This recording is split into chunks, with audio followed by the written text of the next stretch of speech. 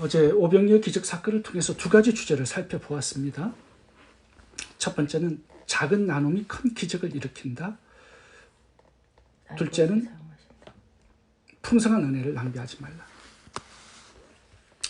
예수님께서 오병이어 기적을 행하신 다음에 제자들을 갈릴리 바다 저편으로 먼저 가게 하셨습니다. 그리고 예수님은 산에 올라가 기도하셨습니다. 그렇게 하신 이유는 이 군중들이 예수님을 임금 삼으려고 했기 때문이다라고 기록되어 있습니다. 요한복음 6장 15절 읽어보겠습니다. 그러므로 예수께서 저희가 와서 자기를 억지로 잡아 임금 삼으려는 줄을 아시고 다시 혼자 산으로 떠나가시니라. 왜 군중들이 오병이어의 기적을 경험한 다음에 예수님을 임금 삼으려고 했을까요? 그 이유는 떡이 나오기 때문입니다. 신비한 오병이어 기적을 체험한 다음에 예수님을 붙들면, 왕으로 모시면 계속 떡이 나오고 내가 원하는 축복이 나오고 형통이 나올 것이라고 믿었기 때문입니다. 예수님을 사랑하고 존경해서 임금으로 모시려고 한 것이 아니라 자기 배를 채우기 위해서, 자기가 원하는 것을 얻기 위해서 예수님을 이용하려고 한 것이죠. 그래서 예수님은 군중들을 떠나서 한적한 산으로 올라가신 것입니다. 예수님께서 우리와 동행하시는 거 너무 기뻐하시고 좋아하십니다. 그런데 예수님께서 우리를 떠나고 싶어 할 때가 있습니다. 우리가 자신의 배를 채우기 위해서, 내가 원하는 것을 얻어내기 위해서 예수님을 이용하려고 할 때 예수님은 떠나고 싶어 하십니다. 예수님이 제자들을 갈릴리 저편으로 먼저 보내신 다음에 산 위에서 기도하시면서 관심은 제자들에게 향하고 있었습니다. 배를 저어서 잘 가고 있는지. 지금 광풍이 굉장히 세차게 몰아치고 있었기 때문에 제자들이 배를 저어서 가지 못하고 있었습니다. 제자들이 괴로이 노를 젓는 그 모습을 보시고 예수님께서 무리를 걸어서 제자들을 찾아오셨습니다. 그냥 말씀으로 바다야 잠잠하라 이렇게 해도 되었을 텐데 굳이 예수님께서 무리를 걸어서 제자들을 찾아오셨습니다. 그 이유가 뭘까요? 무리를 걷는 이 기적 이전에 오병이어의 기적도 나오지 않습니까? 두 개가 이렇게 연이어서 나오는 이유는 또 뭘까요? 어떤 연관성이 있을까요? 오병이어 기적과 오늘 본문의 무리를 걷는 기적에는 공통점이 하나 있습니다. 그것은 사람들이 예수님의 신성을 믿도록 하기 위한 기적이었습니다. 이 오병이어 기적을 보면요, 이 기적을 행하신 다음에 예수님께서 강의를 하나 하셨습니다. 내가 하늘에서 내려온 산떡이다. 내 살을 먹고 내 피를 마시는 자는 영원히 살고 죽지 않는다. 예수님을 믿고 영생을 얻도록 이 기적을 행하신 거예요. 그러니까 단지 배고픔을 해결하기 위한 기적이 아니라 예수님의 신성을 드러내시고 믿도록 하기 위한 기적이었다는 겁니다. 오늘 본문에 무리를 걷는 기적도 마찬가지예요. 제자들이 예수님의 신성을 발견하고 믿을 수 있도록 그 목적으로 행하신 기적입니다. 48절을 보겠습니다. 바람이 그스름으로 제자들이 괴로이 노젓는 것을 보시고 밤 사경즈음에 바다 위로 걸어서 저희에게서 오사 지나가려고 하시매. 여기 지나가려고 하시매, 이게 잘 이해가 되지 않는 구절이죠. passing by. 왜 배에 들어가지 않고 지나가려고 하셨을까요? 이 구절은요, 성경에서 종종 나오는 구절입니다. 언제? 하나님께서 자신의 신성을 사람들에게 드러내 보여주실 때 passing by라는 이 단어를 사용하셨어요. 예를 들면 출애굽기에서 모세가 하나님의 영광을 보여달라고 간구합니다. 그런데 하나님께서 등을 보여주시면서 모세에게 passing by, 지나가셨다라는 단어를 사용했습니다. 읽어보겠습니다. 모세가 이르되 원하건대 주의 영광을 내게 보이소서. 여호와께서 이르시되 내가 내 모든 선한 것을 내 앞에 지나가게 하고 passing by, 내 영광이 지나갈 때에 passing by, 내가 너를 반석 틈에 두고 내가 지나도록 passing by 하신다는 거죠.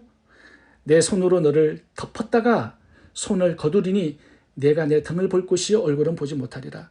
여기 패싱 바이가 3번 나옵니다. 오늘 본문과 동일한 구절이에요. 출애굽기 12장 23절도 보시면은 동일한 단어가 다시 한번 나오는데 읽어보겠습니다. 여호와께서 애굽 사람들에게 재앙을 내리려고 지나가실 때에 패싱 바이 문 안방과 좌우 문설주의 피를 보시면 여호와께서 그 문을 넘으시고 하나님께서 인간들에게 자신의 모습을 드러내고 나타나실 때 패싱 바이 지나가시고 라는 단어를 사용합니다. 오늘 본문이 예수님께서 무리를 그르심으로 또 패싱 바이 하심으로 자신의 신성을 제자들에게 드러내신 사건입니다. 중력을 끊어버리고 무리를 걷는 거 하나님만이 하실 수 있죠. 자신의 신성을 드러내는데 무리를 걷는 기적과 지나가시는 이 부분을 사용하신 것입니다. 예수님은 우리가 마가복음을 이렇게 쭉 묵상해 왔는데요. 상당히 많은 기적을 행하셨습니다. 이 기적들이 전부 다 예수님 자신의 신성을 드러내기 위한 목적이었습니다. 왜 자신의 신성을 그렇게 사람들에게 드러내고 알려주고 믿기를 원하셨을까요? 오병이어 기적, 무리를 걷는 기적, 야이로의 죽은 딸을 살려내는 기적, 2,000마리의 군대 귀신을 쫓아내는 기적, 바다를 꾸짖어 잠잠케 하신 기적, 마가복음에는 상당히 많은 기적들이 나오는데요. 이 모든 기적들이 예수님의 신성을 드러내고 증거하는 목적으로 사용된 기적들입니다. 왜 예수님은 자신의 신성을 우리들에게 드러내고 증거하실까요? 왜 우리가 예수님의 신성을 믿기를 원하실까요? 3가지 목적이 있는데요. 그 이유를 살펴보도록 하겠습니다. 첫 번째는 예수님의 신성에 구원의 문제가 달려있기 때문입니다. 마가복음 8장에 보시면 예수님이 제자들에게 질문을 합니다. 사람들은 나를 누구라 하느냐? 사람들은 예수님을 선지자 또는 침례 요한이라고 말합니다. 그러면 너희는 나를 누구라 하느냐? 제자들에게 질문합니다.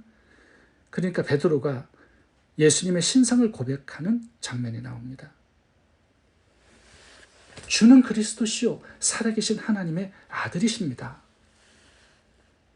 그 다음에 예수님께서 무엇을 말씀하셨냐 하면 마가복음 8장 30절을 읽겠습니다. 이에 자기의 일을 아무에게도 말하지 말라 경고하시고 인자가 많은 고난을 받고 장로들과 대제사장들과 서기관들에게 버림받아 죽임을 당하고 사흘 만에 살아나야 할 것을 비로소 그들에게 가르치시되, 여기 비로소라는 단어가 나오는데요. 그 전에는 안 가르쳐 주셨어요. 예수님의 죽음과 부활을. 근데 제자들이 예수님의 신성을 고백했을 때, 알고 믿었을 때 비로소 예수님의 죽음을 가르쳐 주셨다라는 것입니다. 왜 그럴까요? 예수님의 신성을 믿어야만 예수님의 죽음이 가치와 의미를 가지기 때문입니다. 십자가에 죽는 예수님의 죽음은 하나님의 죽음이 되는 거죠. 십자가에 흘린 피는 인간 예수의 피가 아니라 하나님이신 예수의 피가 되는 겁니다. 그래서 그 피는 인류의 죄를 사하는 능력이 있는 피가 되고 인간을 사서 하나님의 자녀가 되게 하는 핏값이 될 수 있고, 예수님의 죽음은 하나님의 죽음이기 때문에 인간의 죽음을 대신하는, 대신 처리하는 죽음이 될 수 있는 것입니다. 비로소 그렇게 되는 거예요. 우리가 예수님의 신성을 믿을 때, 그래야만 예수님의 죽음도 의미를 가지게 되는 것입니다. 우리의 구원이 예수님의 신성을 믿는 믿음에 달려 있습니다. 그래서 예수님은 자신의 신성을 지속적으로 증거하고 드러내고 보여주시기를 원하시는 거예요. 예수님의 신성, 이것이 구원론의 핵심이 되기 때문에 그렇습니다. 사도행전 20장 28절을 보겠습니다. 하나님이 자기 피로 사신 교회라는 단어가 나와요. 하나님은 피가 없으시죠. 예수님이 피를 흘리셨죠. 그 예수님이 하나님이시다는 뜻입니다. 예수님의 피가 하나님의 피이기 때문에 그 피는 오늘날도 살아있는 피예요. 2000년이 지난 오늘 우리들의 죄를 처리하는 능력의 피가 될 수도 있는 것입니다. 예수님이 사람이라면 십자가에서 죽고 흘리신 그 피가 무슨 능력이 있겠습니까? 그분의 죽음이 어떻게 우리의 죄를 대신해서 죽는 죽음이 될 수 있겠습니까? 예수님이 하나님이시기 때문에 그 피와 죽음은 인간을 구원하는 능력이 되는 것입니다. 예수님의 신성을 바로 알고 바로 믿을 수 있기를 바랍니다. 두 번째, 예수님의 신성을 믿어야 하는 이유는 복음의 사명 때문입니다. 예수님은 이제 조금 있으면 십자가에 죽고 부활해서 승천하셔야 합니다. 이 땅에 안 계세요. 예수님의 복음을 누가 증거해야 되느냐? 12제자들입니다. 복음을 땅끝까지 증거해서 영혼들을 구원해야 돼요. 예수님의 피값으로 그 영혼들을 사서 하나님의 자녀로 만들어줘야 합니다. 너희는 가서 모든 족속으로 제자를 삼아 내가 분부한 모든 것을 가르쳐 지키게 하라. 마지막 지상 명령을 주시죠. 근데 무엇을 가르쳐야 할까요? 예수님의 복음이죠. 예수님의 복음 6가지입니다. 근데 그 중에 가장 중요한 것이 예수님의 신성이에요. 이 신성을 모르고 신성을 증거하지 않으면 영혼들이 구원받을 수 없습니다. 복음의 사역자가 될 수가 없어요. 예수님의 신성이 빠진 복음이 어떻게 온전한 복음이 될 수 있겠습니까? 어떻게 영혼들을 살리고 구원하는 복음이 될 수 있겠습니까? 그래서 예수님은 3년 반 동안 제자들에게 자신의 신성을 알려주고 믿도록 많은 기적들을 행하시고 자신의 신성에 대한 말씀을 집중적으로 가르치신 것입니다. 마지막으로 예수님의 신성을 믿어야 하는 이유는 이 세상에서의 승리 때문입니다. 예수님의 신성을 믿어야만 우리가 이 세상에서 승리할 수가 있습니다. 49절부터 52절까지 읽어보겠습니다. 제자들이 그가 바다 위로 걸어오심을 보고 유령인가 하여 소리 지르니 그들이 다 예수를 보고 놀람이라. 이에 예수께서 곧 그들에게 말씀하여 이르시되 안심하라, 내는 두려워하지 말라 하시고 배에 올라 그들에게 가시니 바람에 그치는지라. 제자들이 마음에 심히 놀라니 이는 그들이 그 뜻되시던 일을 깨닫지 못하고 도리어 그 마음이 둔하여졌음이로라. 49절 보면 예수님께서 무리를 걸어서 제자들을 찾아오셨을 때 제자들은 예수님을 유령이라고 생각을 했습니다. 그래서 공포에 질렸어요. 두려워해서 소리를 지릅니다. 이렇게 공포에 사로잡혀서 두려움에 떨고 소리를 친 그 이유가 52절에 나오는데 예수님께서 오병이어의 기적을 행하신 그 기적 사건을 잃어버렸고 마음이 둔하여졌기 때문이다. 이렇게 기록되어 있습니다. 다시 말하면 예수님께서 오병이어의 기적을 통해서 자신의 신성과 능력을 알려주셨잖아요. 근데 제자들은 예수님의 신성을 여기까지는 믿지 못했습니다. 예수님이 하나님이신지를 깨닫지 못하고 있어요. 그러니까 믿음이 없는 것입니다. 그러니까 유령을 보고 너무 두려워 벌벌 떨고 있는 거예요. 자신들과 함께하고 계시는 예수님이 하나님이 아니야. 인간이야. 선생님이세요. 랍비세요. 그렇게 믿고 있으니까 유령보다 한 차원 낮은 등급이죠, 인간은. 그러니까 예수님이 너무 작게 보이고 능력이 없어 보이니까 유령을 보고 두려워 무서워한 것입니다.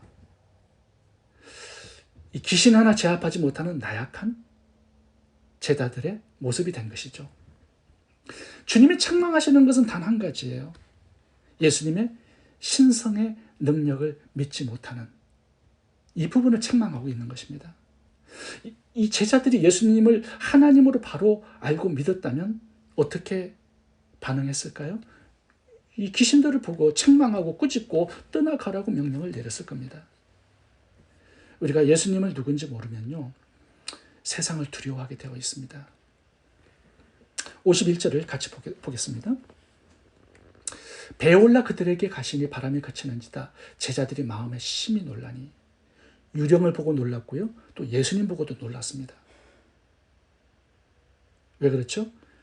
예수님께서 이 바람을 잠잠케 하셨기 때문에 그래요. 예수님이 하나님이신 줄을 모르니까 놀란 겁니다. 예수님이 하나님이신 것을 믿었다면 어떻게 해야 돼요? 당연하죠. 놀라지 않고 당연하다라고 생각했을 겁니다. 우리가 예수님을 믿죠. 예수님이 구원자 되시고 우리의 신랑 되시고 온 우주를 창조하신 하나님으로 믿고 있습니다. 그런데도요, 우리의 삶에는 걱정과 근심이 되게 많습니다. 힘든 일을 당하면 두려워 뜹니다. 경제적으로 조금 어렵게 되면 걱정에 사로잡힙니다. 예수님이 나를 위해서 십자가에 죽으실 만큼 사랑하세요. 그리고 나와 영원히 함께 하시고 떠나지 않겠다고 약속하셨습니다. 그럼에도 불구하고 근심하고 염려하고 두려움에 사로잡힐 때가 많죠. 왜 그렇죠? 예수님이 너무 작아 보여서 그렇게 되는 것입니다. 문제보다 작아 보여요. 그러면 그 문제 앞에서 두려워하게 되는 것이죠. 예수님이 나와 함께 하시는 하나님이라는 사실을 믿지 않고 있기 때문에 그런 것입니다. 예수님이 나의 신랑 되시고 나와 동행하고 계심을 믿지 못하면 오늘 본문의 제자들처럼 그렇게 두려워 떨게 되는 것입니다. 모세는 살아계신 하나님 한 분을 믿고 의지했기 때문에 지팡이 하나 들고 출애굽의 역사를 이루어냈습니다. 여호수아는 하나님의 크심을 믿었기 때문에 13번의 전쟁을 치르면서 가나안 땅을 정복한 것입니다. 다윗은 하나님 한 분을 믿고 의지했기 때문에 골리앗 앞에서도 겁먹지 않고 싸워서 승리할 수 있었습니다. 다니엘, 사드락, 메삭, 아벳느고는요, 하나님의 크심을 알고 믿었기 때문에 느부갓네살 왕 앞에서도 떨지 않습니다. 풀무불 앞에서도 두려워하지 않고 끝까지 하나님을 섬깁니다. 사도 바울도 그렇죠. 복음을 위해서 목숨을 드립니다. 어떠한 고난을 당해도요, 원망불평하지 않고 늘 찬양하며 기쁨으로 복음의 사명을 감당했습니다. 우리가 배워야 할 것은 하나입니다. 예수님은 하나님이라는 사실. 예수님을 바라보는 우리의 믿음이 커져야 이 세상을 이길 수가 있습니다. 예수님은 온 우주를 창조하신 창조주 하나님이십니다. 그리고 하늘과 땅의 권세를 가지신 분이십니다. 그분이 내 선한 목자고 내 아버지 되십니다. 나와 함께 계신 예수님을 크신 나의 하나님으로 믿고 승리할 수 있기를 바랍니다. 기도하겠습니다.